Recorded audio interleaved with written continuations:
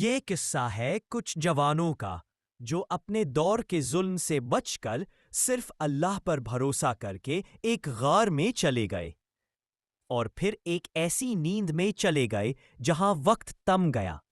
ایک شہر میں ایک بادشاہ حکومت کرتا تھا، دقیانوس۔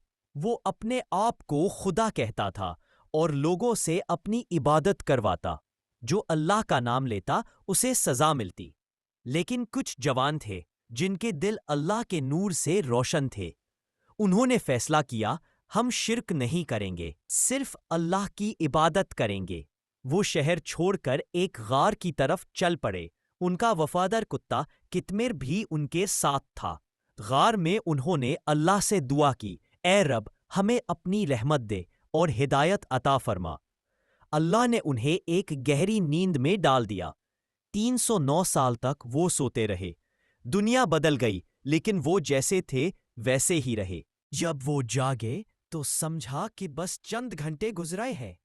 انہوں نے شہر جا کر کھانا خریدنا چاہا، لیکن ان کے پرانے سکے دیکھ کر لوگ حیران رہ گئے۔ اللہ نے ان جوانوں کے ذریعے لوگوں کو یقین دلایا کہ قیامت، نیند کے بعد زندگی سب حق ہے اور ایمان سب سے بڑی دولت ہے۔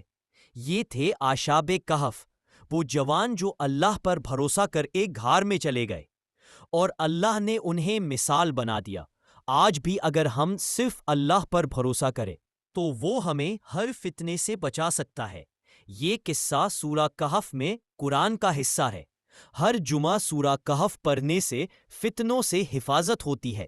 اس قصے کو یاد رکھنا کیونکہ ایمان سب سے بڑی طاقت ہے۔